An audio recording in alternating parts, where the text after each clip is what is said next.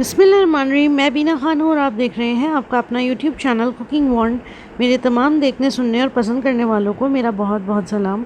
मेरी आपसे गुजारिश है कि कोई काम शुरू करने से पहले एक मरतबा मोहब्बत से ज़रूर पढ़ लिया करें ताकि अल्लाह ताला की मदद और खुशनुदी शामिल हाल रहे। व्यूअर्स, आज मैं बनाने जा रही हूँ बहुत ही मुनफरिद स्टाइल में कढ़ाई फ्राई गोश्त। कढ़ाई गोश्त तो आपने खाया होगा, लेकिन कढ़ाई फ्राई गोश्त कैसे बनता है और ये कैसी डिश है, आज ये हम आप एक्सप्लोर करेंगे।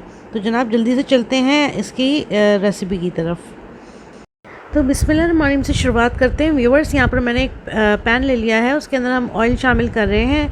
ऑयल तकरीबन मैंने शामिल किया है हाफ़ से भी थोड़ा सा कम कप के बराबर, और इसको थोड़ा सा गर्म करने के बाद यहाँ इसमें हम शामिल कर रहे हैं लहसुन और अदरक कुटा हुआ।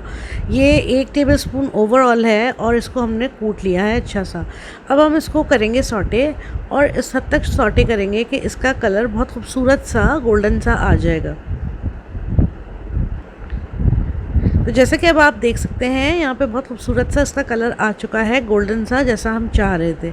ठीक है, अब मेरे पास है गोश्त, बीफ है ये, और इसको मैंने बॉईल कर लिया था बिल्कुल सिर्फ पानी के साथ, इसमें कोई नमक भी शामिल नहीं है।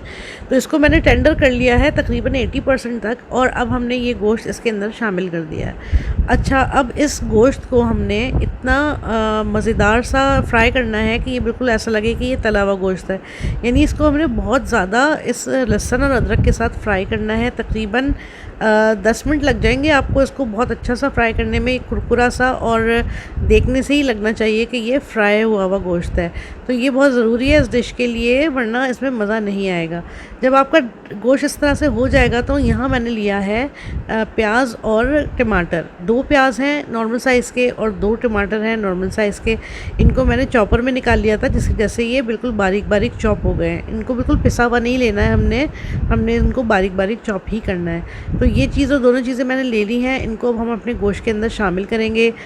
4-5 इसमें चमचे चलाइए, और उसके बाद इसको हम कर देंगे थोड़ा सा ढकेंगे ताकि हमारे टमाटर और प्याज थोड़ी सी गल जाए, और उसके बाद फिर हम 5 मिनट बाद आपसे मिलते हैं।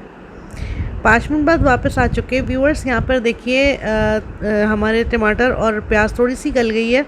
तो अब मैं इसमें कुछ मसाले शामिल कर रही हूँ। मैंने सबसे पहले डाला है 1 टेबलस्पून कश्मीरी लाल मिर्च, हाफ़ टेबल स्पून में डाल रही हूँ इसके अंदर सुरख मिर्च पाउडर, हाफ़ टेबल से भी थोड़ा सा कम ही होगा। ठीक है, और इसके बाद हल्दी पाउडर हाफ़ टेबल स्पून के बराबर।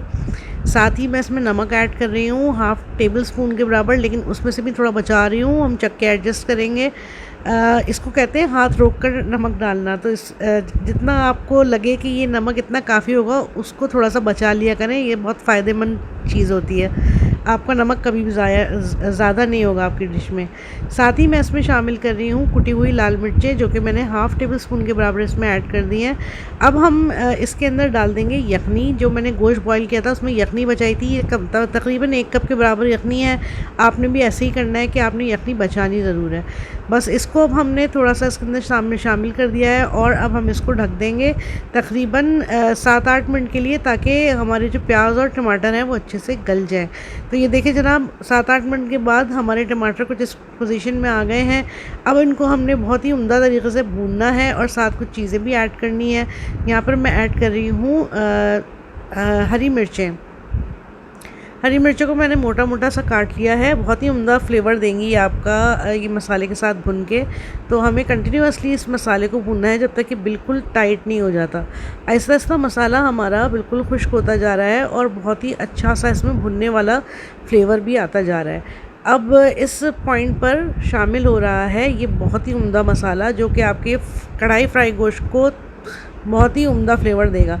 ये है ज़ीरा और धनिया और काली मिर्चें। ये सारी चीज़ें ड्राई रोस्टेड है, और इनको मैंने कूट लिया है। और अब ये हमने 2 टीस्पून के बराबर अपने कढ़ाई में शामिल कर दिया है, और साथ ही हम इसमें कुछ कटी हुई अदरक भी शामिल कर रहे हैं। साथ साथ मैं इसके अंदर हरी मिर्चें भी डालूँगी थोड़ी सी साबुत, और इसको अब हम ढक देंगे तकरीबन 5 से 10 मिनट के लिए, और उसके बाद हमारी डिश होगी बिल्कुल रेडी।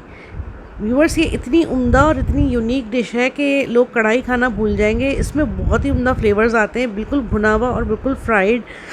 इसका मसाला होता है और बहुत ही फ्लेवरफुल होता है। जब आप इसको बनाएंगे इंशाल्लाह तो फिर आपको अंदाज़ा होएगा कि आपने बहुत ही उम्दा चीज़ बनाई है। तो जनाब इसका मैं आपको फ़ाइनल लुक दिखाती हूँ। तो प्यारे व्यूअर्स, ये थी हमारी छोटी सी काविश। उम्मीद है आपको बेहद पसंद आई होगी। अगर आपको मेरी वीडियोस पसंद आ रही है तो काइंडली कीजिए मेरे चैनल को लाइक और सब्सक्राइब, और मेरी नई आने वाली वीडियोस की नोटिफिकेशन के लिए बेल आइकन प्रेस कर दें ऑल पर। अपना और अपने इस चैनल का बहुत ख्याल रखें और मुझे दुआओं में याद रखें। अल्लाह हाफिज़।